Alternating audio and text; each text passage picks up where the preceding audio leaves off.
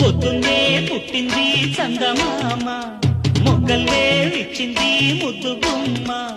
మౌనంలో పుట్టావ గీతిగా, స్నేహంతో మీటవ మెల్లగా. తొలి పొద్దంటి అందాలు ఈనాడు నిద్రలేచి ముత్యాల ముగ్గులు పెట్టి వన్నెల వాకిట్లు.